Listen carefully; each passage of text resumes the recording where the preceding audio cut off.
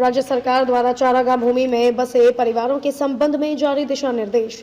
नरेगा पट्टों के संबंध में मुख्यमंत्री सलाहकार एवं दूदू विधायक बाबूलाल नागर ने उपखंड कार्यालय सभागार में क्षेत्र के अधिकारी कर्मचारियों की और जनप्रतिनिधियों की समीक्षा बैठक ली। बैठक में विधायक ने कहा कि सरकार की योजनाएं आम जन तक पहुंचाना हम सबका दायित्व बनता है। जनप्रतिनिधि को अपने कर्तव्यों का निर्वहन करना चाहिए। कुछ जनप्रतिनिधि प्रशिक्षण के अभाव में अपने कर्तव्यों को नहीं समझ रहे हैं और कहा कि कुछ जनप्रतिनिधि निर्वाचित तो होकर आ गए, लेकिन वह जनप्रतिनिधि की गरिमा को ना समझते हैं ना ही सोचते हैं।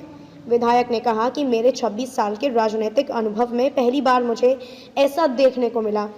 अमुक कर्मचारी अपने कर्तव्य का पालन नहीं कर रहा है, ग्रामीणों को पट्टा नहीं दे रहे हैं और प्रशासन गाँव के संग अभियान में जिन कर्मचारियों को अपने कर्तव्यों का निर्वहन करना था वह काम नहीं कर रहे हैं। ऐसा लगता है उनका नजरिया ही राजनीतिक पार्टी की तरह काम करने का हो गया है। और कहा कि जो जनप्रतिनिधि अपने कर्तव्यों का निर्वहन नहीं करता है तो प्रशासन को धारा 38 में कार्रवाई करके सरकार के पास भेजने की नौबत आ गई।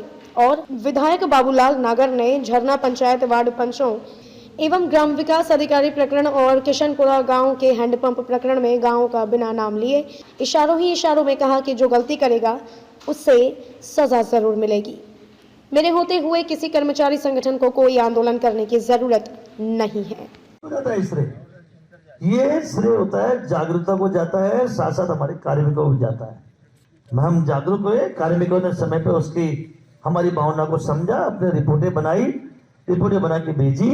तो आज फक्र से कह सकते हैं कि पूरे जिले में केवल 3 तहसीलों में फसल विभाग का पैसा मिला। इसलिए मैं आपसे कहना चाहता हूं, मेरा निवेदन है आपसे, बैठ के अपन डिटेल बात करेंगे। इसलिए किस तरह से इन सारी योजनाओं को धरातल पर उतार सकते हैं, मैंने 4-5 तरह की घोषणाएं करी। कई साल हो गए देखते हुए ये दूदू की जनता ऐसे हाल कर देगी कि रोने के लिए मजदूर नहीं मिलेगा। इसका नाम जनता है, सब देखती है, गलतफहमी तो दूर कर लेना। इसलिए मैं चाहता हूं सरकार के जो काम है राजस्थान में मेरे दूदू के कार्मिक अपना नाम रोशन करें, गरीबों की दुआएं लें। आज इतने ऐतिहासिक काम, अरे हमारे यहाँ के लोग तो एफएफ के लोग जो रह गए कुछ गलती से, कोई अपना तिगड़म बिठा के, कोई दौर में अफवाह फैला के, कहीं गलती से कोई निर्वाचन में चुनाव जीतकर आ गए, वो तो बौखलाएंगे ही, क्योंकि वो तो जनप्रतिनिधि तो मानते ही नहीं अपने आप। वो तो अपने आप को जनप्रतिनिधि तो मानते नहीं होते, मानते हैं कि हम तो पॉलिटिकल पार्टी के कार्यकर्ता हैं, जनप्रतिनिधि नहीं हम। बौखला गए लोग। आज 17 मिसिंग लिंक सड़कें, वो सड़कें नहीं जो गवर्नमेंट की योजना में आती है, वो सड़कें तो सब अलग है। 17 ऐसी सड़कें जो केवल मुख्यमंत्री बजट घोषणा की वजह से मिसिंग लिंक सड़कें दूदू विधानसभा में सैंक्शन होना, 9 कृषि मंडी से हो जाना, 8 पीडब्ल्यूडी से मिसिंग लिंक हो जाना, जो पहली बार बनेगी, अपने आप में बड़ी उपलब्धि है। छापड़वाड़ा बांध 8.5 करोड़ रुपए की सैंक्शन। ये जो विवेकानंद मॉडल स्कूल है ना, बहुत कम लोगों को पता है, ये मेरे समय ये तय कर दी गई। दूदू डीडीपी ब्लॉक था, पूरे हिंदुस्तान में तय हुआ जो डीडीपी ब्लॉक है वहां हम विवेकानंद मॉडल स्कूल खोलेंगे। मैंने ये जमीन आवंटन कराई थी इस स्कूल, सैंक्शन होके प्रक्रिया होते होते इसमें समय लग गया। अब इस दूदू में जल्दी तहसीलदार जी दूदू के लोकल कार्यकर्ताओं को ले जाकर अब केंद्रीय विद्यालय खोलना चाहते हैं दूदू। केंद्रीय विद्यालय दूदू में खोलना चाहते हैं। केंद्रीय विद्यालय का जमीन का आवंटन जल्दी 2-3-4 दिन में मौके पर जाएंगे और दूदू में केंद्रीय विद्यालय खोलने का जमीन का आवंटन करेंगे। ये भी हम जल्दी, हमारा प्रयास है कि हमारा जल्दी केंद्रीय विद्यालय दूदू में सैंक्शन हो। और इसमें एक प्रोसेस, ये भी किन ब्लॉकों में आ रहा है, जो DDP block, modern Vivekananda model school किन ब्लॉकों में है, जो डीडीपी ब्लॉक। तो बड़ा फायदा है। 2001 में मैंने डीडीपी बढ़ा दी, डीडीपी ब्लॉक में चयन करा दिया था दूदू का। उसका हमारा फायदा है। थाने भी बनाए हमने, पंचायत समिति भी नहीं बनाई, उप तहसील भी बनाई, कृषि मंडी का भी अब आदेश जारी होने वाला है। 3 काले कानूनों की वजह से रुक गया था। स्वतंत्र कृषि मंडी भी आपकी दूध में जल्दी सैंक्शन निकलने वाली है। आपको एक नया मुख्य जिला सड़क भी आपको मुख्यमंत्री जी ने तोहफा दे दिया है।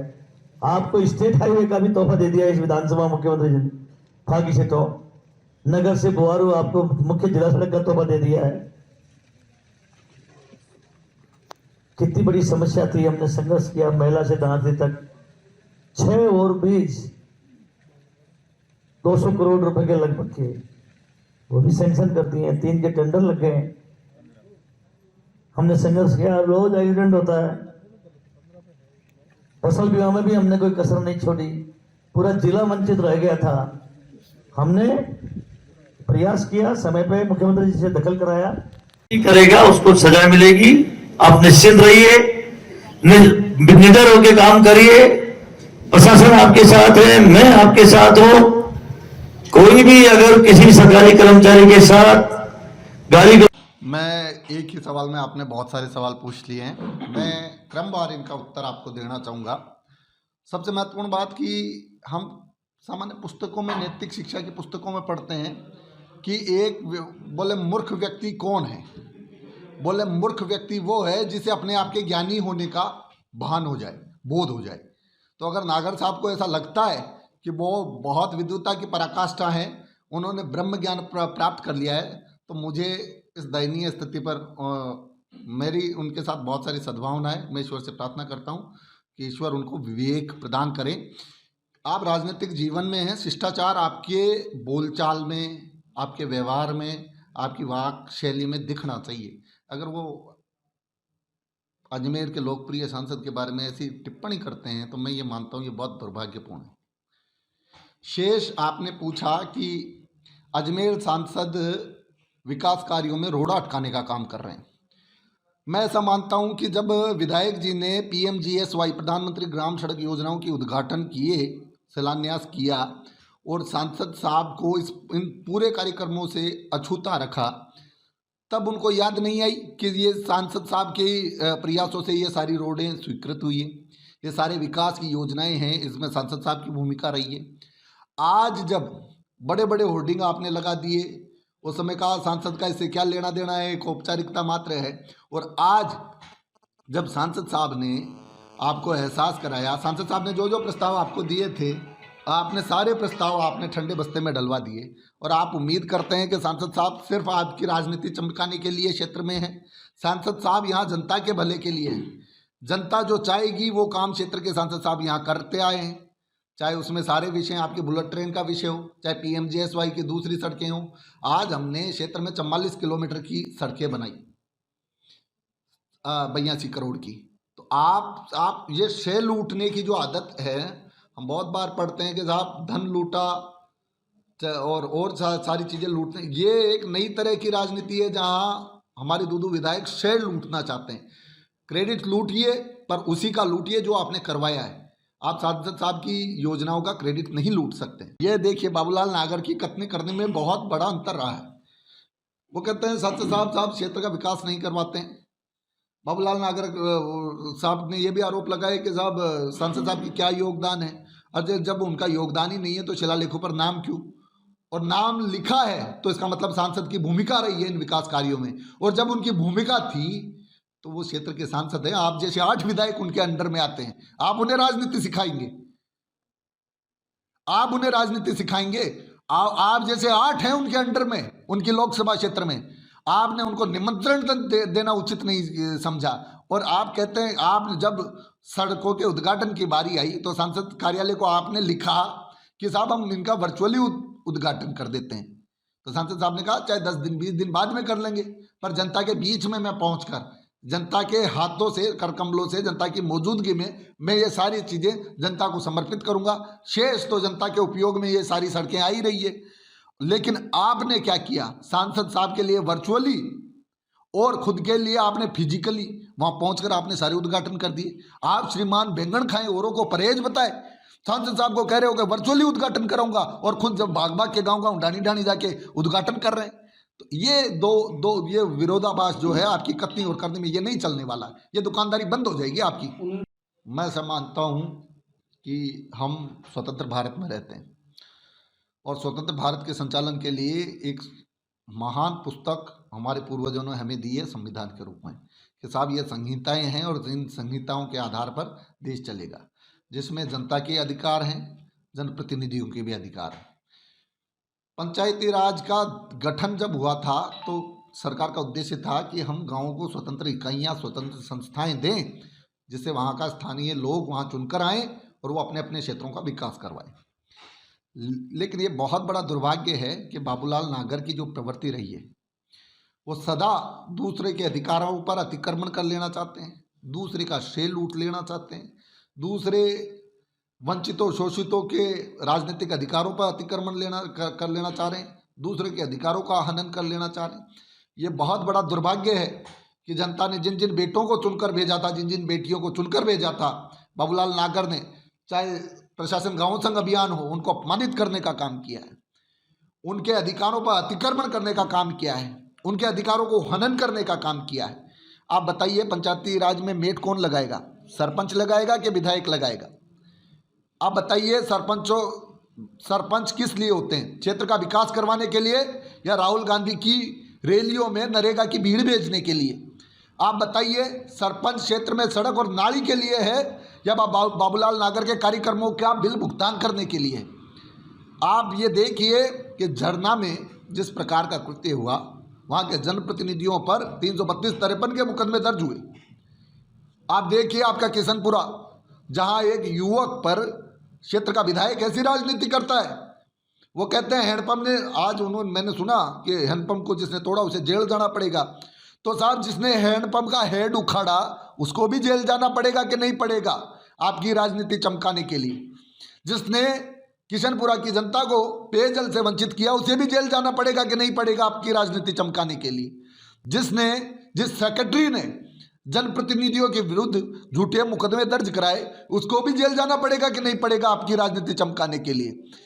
जिस व्यक्ति ने क्षेत्र की जनता से कोरोना के लिए धन मांगा और जनता ने झोलियां भर भर के उनको धन दिया और उनके बेटे ने एक पैसा नहीं दिया, आज वो उस आपदा प्रबंधन भामाशाह समिति का समन्वयक बना हुआ है। किस अधिकार से, मैं पूछना चाहूँगा? अधिकार कुछ नहीं है जनाब, अधिकार ये है कि मेरा बेटा शिलालेख पर कैसे चिपके। तो ये चिपकाने की राजनीति है कि मेरे बेटे की राजनीति को चिपकाऊं और चमकाऊं। मैं ये मानता हूं कि क्षेत्र की जनता समझ चुकी है। बाबूलाल नागर की क्रेडिबिलिटी तो पहले दिन से खत्म हो गई थी, 22 महीने बाद इनकी वैलिडिटी भी खत्म हो जाएगी और क्षेत्र की जनता तैयार बैठी है कमर कस के इनकी ईंट से ईंट बजाने के लिए। गलती से जनता ने फागी से सूपड़ा साफ कर दिया, गलती से मोजमाबाद से सूपड़ा साफ कर दिया और गलती से दूधू से सूपड़ा साफ कर दिया। अगर उन्हें ये जनता की गलती लगती है तो मुझे उनकी स्थिति पर दया आती है और मैं यही कहना चाहूँगा कि अगर आपको ऐसा ही लगता है कि जनता गलतियाँ करती जा रही है तो ये गलती हम विधानसभा में फिर से दोहराएंगे और इस बार विधानसभा चुनाव में भी आपका सूपड़ा साफ करके यहाँ से भेजेंगे। मैं ये मानता हूँ लोकतंत्र, स्वस्थ लोकतंत्र में अगर हम हमारे कानूनों का, जो जनप्रतिनिधियों को, जनता को संरक्षण देने के लिए, उनके संवैधानिक अधिकारों को सुरक्षित करने के लिए बनाए गए थे, अगर उनका दुरुपयोग किया जाने लगा, राजनीति में सरकारी एजेंसियों का दुरुपयोग किया जाने लगा, तो ये बड़ा दुर्भाग्यपूर्ण है। साथ ही मैं आगाह करना चाहूँगा उन अधिकारियों और कर्मचारियों को भी जो विधायक के दबाव में जनप्रतिनिधियों पर, ग्रामीणों पर इस प्रकार की राजनीति से प्रेरित होकर इस प्रकार के झूठे मुकदमे दर्ज करा रहे हैं। आप ये जान लें, मैं चेताना चाहूँगा आपके माध्यम से कि बाबूलाल नागर भगवान नहीं है। 22 महीने का बाबूलाल नागर है, उसके बाद में जनता इस शासन को उखाड़ फेंकेगी, राज बदलेगा और आपको इस राजनीतिक पक्षपात की, इस अत्याचार अनाचार में भागीदार होने की बारीक कीमत चुकानी पड़ेगी। कई चुका ही रहे, आपके सीईओ साहब नप गए, आपके एक्सीए नप गए, पीएचडी के 3 अधिकारियों को यहां से एपीओ कर जाना पड़ा, आपके बहुत सारे अधिकारी रडार पर हैं एसीबी की, और फिर आप अपने आप को ये कहते हैं कि साहब मैंने क्षेत्र में आपने अच्छा ये मैं ये मानता हूँ कि आपने क्या करवाया है क्षेत्र में। विकास आपने घूसखोरों का करवाया है, लूटखोरों का करवाया है, चोरों उचक्कों का करवाया है। रिकॉर्ड है पूरे राजस्थान में एसीबी के मुकाबले, एसीबी का आप जब डेटा खंगालेंगे तो दूदू विधानसभा के मुकाबले अगर एसीबी ने कहीं कार्रवाई करी हो तो मैं राजनीति छोड़ दूंगा। मैं इतनी बड़ी चुनौती देता हूं बाबूलाल नागर को। ऐसा क्या कारण है कि अधिकारियों में ये विश्वास पनप गया है, इतना आत्मविश्वास, वो इतना दुस्साहस आ गया है कि यहाँ लूटमार करी जा सकती है। इसका मतलब कहीं ना कहीं उन्हें किसी का राजनीतिक संरक्षण मिला है, और ये राजनीतिक संरक्षण किसका हो सकता है ये मुझे कहने की आवश्यकता नहीं, क्षेत्र की जनता जानती है कि कौन से व्यक्ति ने इनको राजनीतिक संरक्षण दिया हुआ है।